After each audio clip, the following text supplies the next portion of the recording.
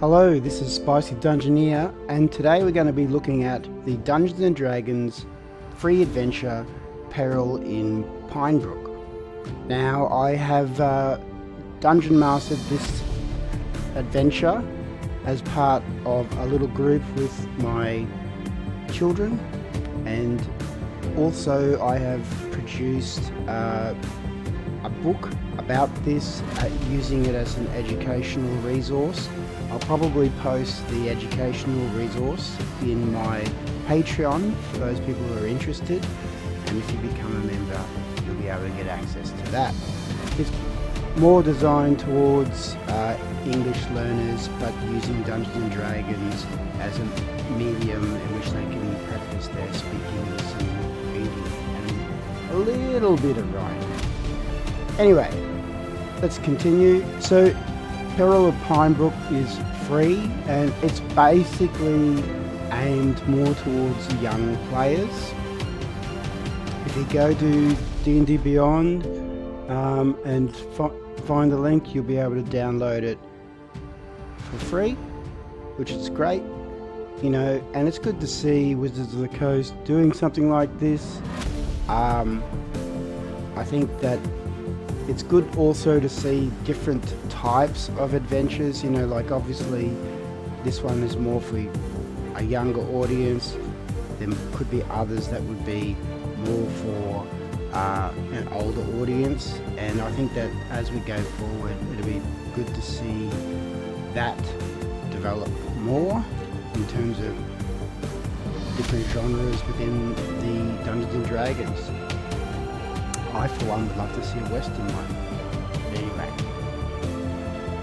So, let's get into it. The art is interesting. Sometimes it looks really good. Sometimes it looks a bit less than that. But, even within the same picture, it's a great little introduction. When I played it, it only took us an hour and 20 minutes to finish the whole thing with my kids. Saying that, we didn't really, like, they're not really big role-playing, needing to sort of like actively describe everything that they do and talk to each other with, you know, intricate, and there's only a couple of us, you know, so it's a smaller group. It's not, if you're playing with, say, 4 or 5 players, that might make it different. Anyway, we played, you get the pre-made characters, and that really, and they've been simplified. Also, the book, like, there's all these other extra things that you can get. Things that I found online. Somebody had made these foldable miniatures, and you could use these in the adventure. I found rules, a video about how to play it in Vietnamese, which was interesting. Maps, Forgotten Realms wiki, some tools about it. So I'll put these links in the description as well. And then this is a terrible map, but you can see that it's up here in the spine of the world of the Forgotten Realms map.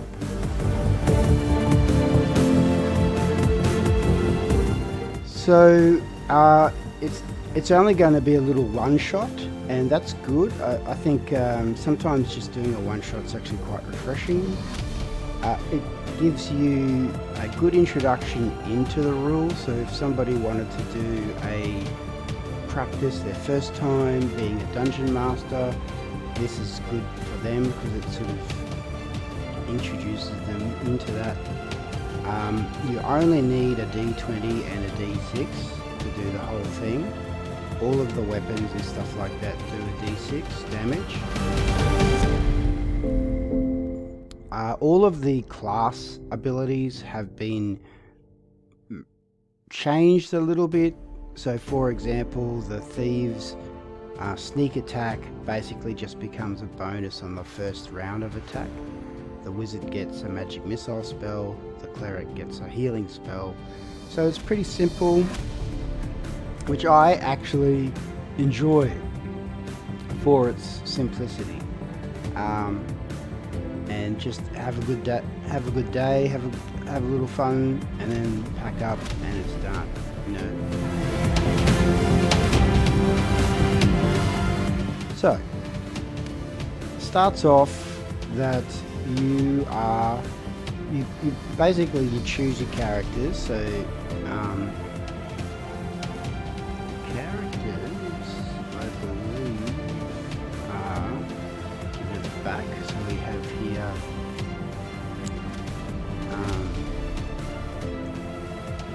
Shellfire Stoutheart, the dwarf fighter. So you can see this very simple character sheet. I like how they give these options here for a description. Are they grumpy or enthusiastic, etc, etc. Skills are just the ones they have. The weapons are simple. Their other equipment, you know, you don't have to worry about the backpack and the water bottle and the not the rations, the sleeping roll and all of that stuff. It's pretty simple, right? Nora Eldenfield, which is the halfling rogue. It's a bit stereotypical though. And the good thing is that a lot of these pieces of equipment can be useful within the adventure. And you can see here, if you hit with an attack roll in the first round of combat, you roll 2d6 damage. And so that basically the dwarf fighter just gets 6 hit points back. Galantine Birchenbough, the elf wizard. So they get the magic missile spell, and Evenden Hart, the human cleric, and they get the Cure Light Wound spell. I've seen other people have made other characters like tieflings, warlocks, you know, all of that sort of stuff there. So if you look around and search around online enough, you'll find more variations of this very simple style character that you can play. I think that's good.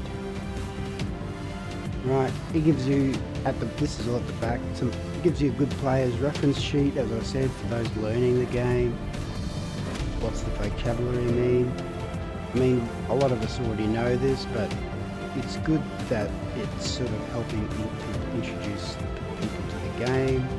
Tips for being playing, because you know not everybody's used to cooperating with each other as a team, and not. Whereas, you know, a good D&D game is one in which everybody wins, right? There we go. So let's go back.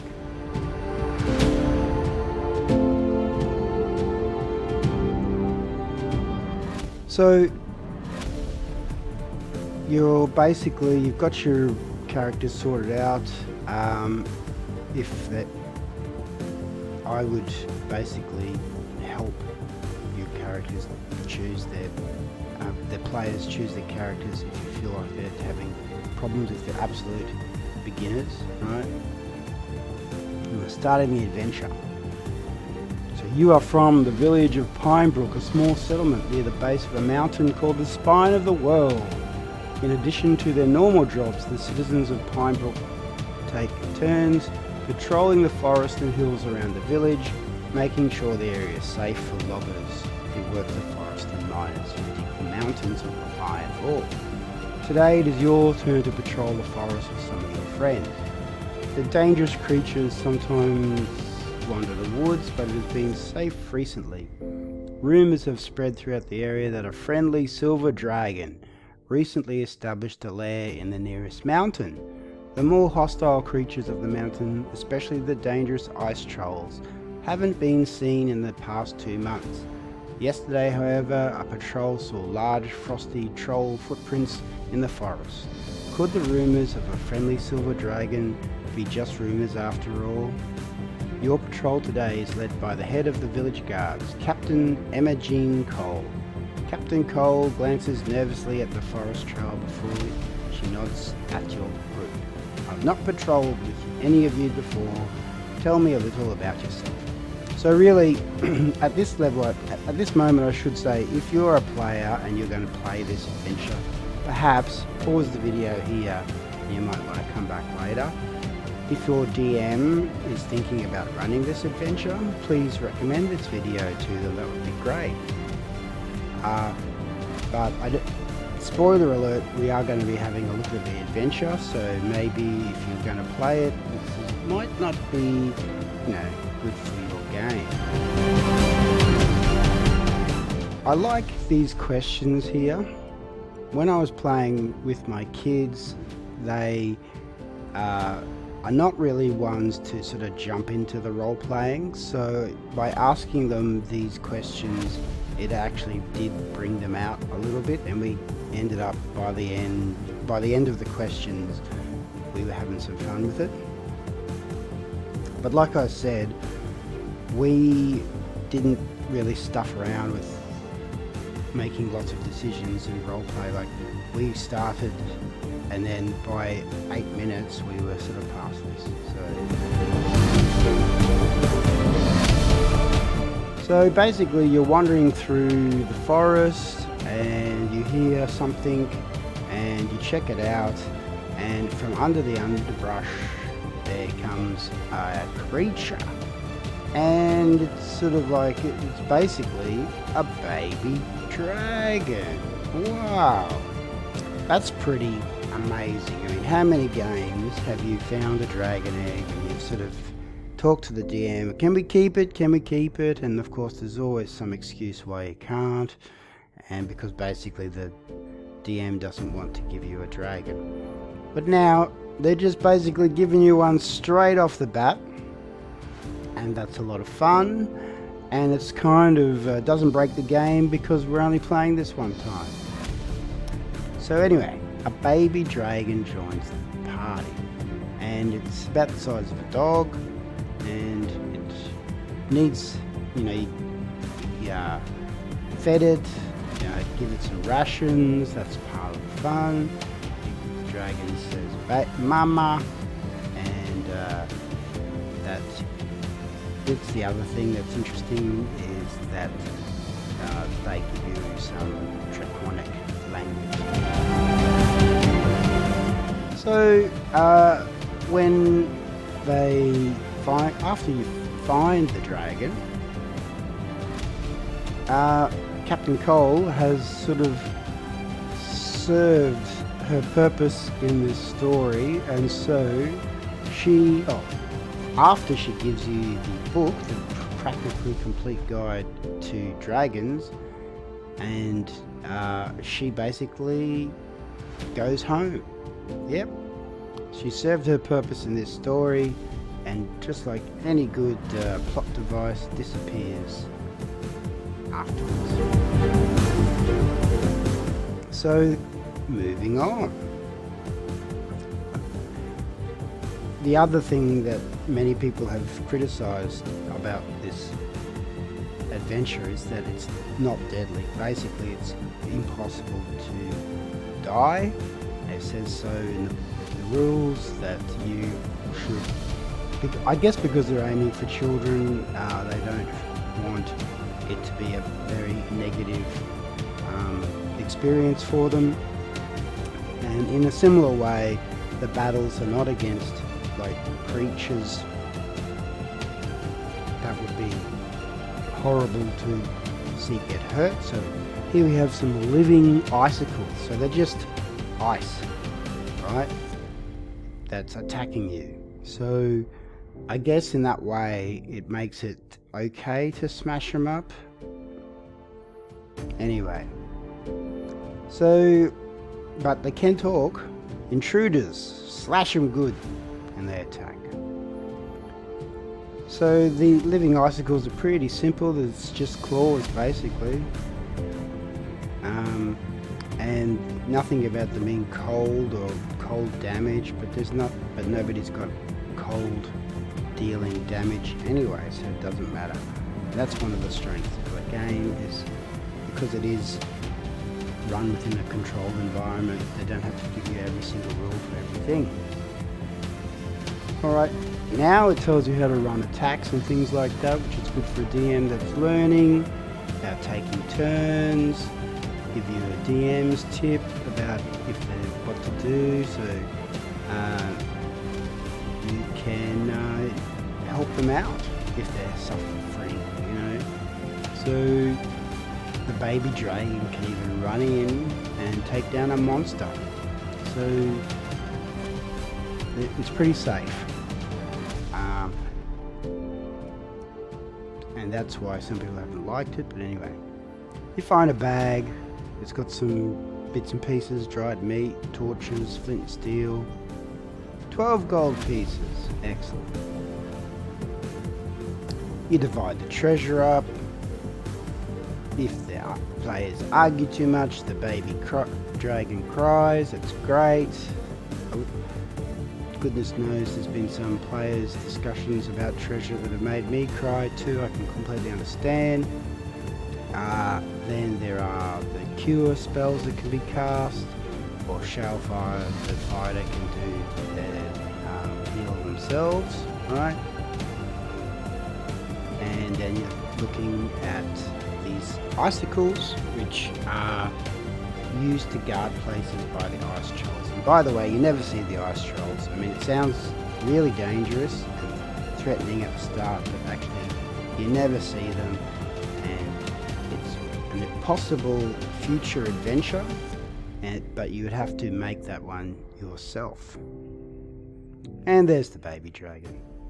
I like that picture. Alright, so moving on. At this stage we had finished this in 17 minutes, so about the same amount of time that I've been reading and talking to you. Then you go into a dangerous lair, and you are trying to look at these cave walls with chalk drawings of trolls dancing and working. The baby dragon's getting excited, trying to work out how to get into the lair. You have to climb some icy walls. Lucky somebody bought a climbing climbing gear. Maybe that was useful. Then if the character carries the baby dragon and falls during the climb, the dragon doesn't take damage. Alright, you can give the character protecting the baby dragon advantage in certain roles. I don't know why the baby dragon didn't just fly up, but anyway. Then at the top there is a magical ice mirror, and you see silvery, you and your companions are all silver dragons, and the baby dragon looks like a human toddler with silver skin. The head of a large platinum-coloured dragon appears in the ice and speaks. You understand the words the dragon speaks, even though it isn't speaking in a language you know. You are on a blessed quest, but you must speak the correct words in the correct language to enter the lair of one of my children. What 2 words correctly answer this question? What type of creature are you escorting home? So it's hardly a riddle me this. Of course it's a silver dragon, and then you basically look up.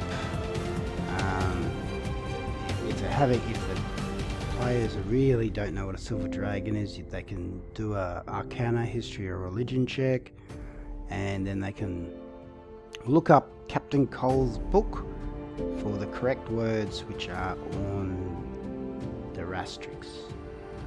Okay, so a bit later I'll show you the draconic words that they give you, and then if they get that right, they get in there. And I must admit, I skipped over. I didn't skip it, we did it, but I this was a bit silly. We did do it, but I didn't ham it up as much as I could, I guess I was just a bit disappointed that the riddle was lame. Anyway. So the mirror melts and you get splashed in icy cold water, but instead of freezing you, the water tingles and runs down your skin, clothes and armor. It feels wonderful, and if you need any more healing, you can be given the maximum amount. So more healing, magical healing, like it. Alright, moving on, there's a slide which is kind of fun. The passage is taking you higher and higher. Now you stand atop an icy cliff, looking down into a huge cavern inside the mountain. Slides made of stone and ice provide a way down, but they're steep and slick. Furthermore, these slides merge, crisscross and loop and around each other in a dizzy maze. The slides like the only way forward. Some end in solid walls, others are covered with razor-sharp icicles. You need to choose the best slides to get down. Suddenly you hear a cracking sound. The cliff you're standing on is starting to collapse. If you don't jump on the slide now, you'll fall. Actually, this was really fun. I thought that it really actually was a bit scary to just get on the slide for my kids. And then once they did, one of them did get hurt going down the slide, but not very much, and it did actually increase the fun. Yeah, I liked that more than I thought I would. Alright. Then, dragon eggs and the soaring silver. I wonder what that could be. This large chamber is filled with stalactites and stalagmites, covered in ice. The ceiling slopes up towards an ice-plugged hole far above you. On the ground in the center of the chamber, 2 large silver eggs rest upon heaps of frozen snow.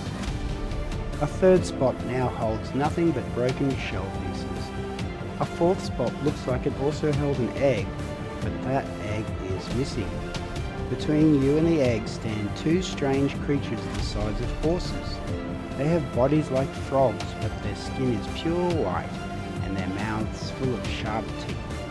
The creatures are moving threateningly towards the 2 remaining eggs in the nest, but you've interrupted them. They turn towards you and hiss.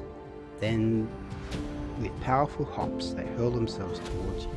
So they're egg snatchers, and there's not much to them. It's just, once again, a bite. So we had the slash before, now we've got the bite. So there you go. The majority of the monster manual is here in this.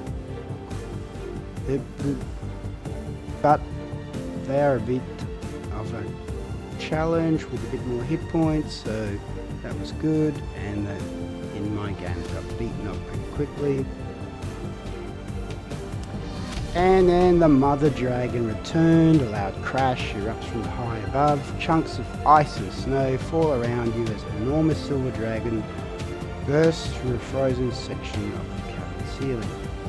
The dragon plummets and lands before you, frigid air streaming from between sharp teeth. What is happening here? The dragon roars. And of course, the players are not in any danger at all, but that's okay, they don't know that. It was cool, the dragon coming in. It's not very often you get to talk to a dragon. Alright, so the conclusion, basically the players need to explain what they're doing there, and if they're having some problems with that, the baby dragon will rush in and help. And then you can also tease we didn't have any problem with this. They were quite happy to tell the mother dragon that they were helping the baby, and then the mother dragon was very nice to them. And we gave them all the things about their being wormlings, and we gave them some information about dragons, which was fun. Alright, and then there were the other two eggs hatch, right? And the mother feeds them, and so this was the end of the adventure, and the characters go back to the village, but the mother asks them to look after the baby for her and maybe take him back to the village, and he'll grow up with you and learn things, and I'll just check on him sometime. And then also, though, there's one egg that was missing and that's been stolen, so they've got it. We want to get this back, and the ice trolls have it, so you know there's a potential for another quest where you go and help by finding that egg, and that would involve fighting some ice trolls, I would imagine. We don't have any information about that. There's no extra adventure that's been made, but certainly you could make one. Here's that draconic language. And the credits. And this was I don't know. I think it's funny because really, on another level, this adventure is trying to sell this book as well. And I think that is a little bit duplicitous. No, I don't know. It's smart advertising, I guess. But there you go. Nothing's for free, and they're trying to get you to buy something. Which, fair enough, they're running a business. But I didn't buy that book, and I'm not sure how useful it was. So there you go. This was the free Dungeons and Dragons adventure Perils in Pinebrook. All in all, I would say as a DM, I enjoyed it for its simplicity. Bearing in mind my kids had played Dungeons and Dragons, the older one already knew all of the rules and have DM'd their own games as well, so they didn't need to know all of the extra stuff, all of the little bits and pieces about how to play, and the youngest is at a level where he understands the concepts but is just happy to go along with it, and doesn't need to know the rules. Like, as long as we say roll this dice, and you know, he just has enough of awareness of the game to say I hit it with my axe or something, and that's enough. He doesn't need to know doesn't feel the need to memorize rules about advantage and disadvantage and stuff. So I did like that it was interesting for children of that range, right? So everything from already know all the rules to learning the rules, it does cater for that. The youngest one really loved the baby dragon and the pet side of things. The older one really liked the puzzles and the figuring out the ice wall and stuff like that. And we had a good time, and I liked being able to wrap it up in an hour and 20 minutes, and it just gave us a little of an afternoon of D&D fun, and then we could move on with our lives. So I think it was a good introduction. I think I can see why it was very non-threatening in that the monsters were kind of not scary. There wasn't a lot of the encounters were actually social, which is good. You know, everything doesn't have to be combat, and there was 2 combats in there, which is enough. So it's, you know, it's just a one-day thing. And you know, it had a big payoff. I'm not sure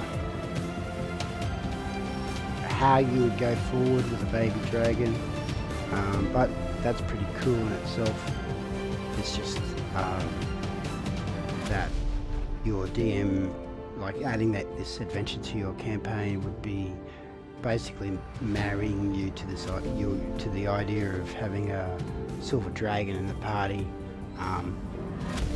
But I guess at least it's a baby one. Anyway, did you play this before? If you have, let me know. I've seen some great people making resources. I saw somebody got some plastic forks and broke off the tines of the fork and made like miniatures for the icicle monsters, and just used super glue and like blue poker chips. That was a great idea. And like I said, other people have made resources that you can use if you look online for it. I hope you've enjoyed this video. Please like and subscribe if you have, and I will see you in the next one. Bye for now.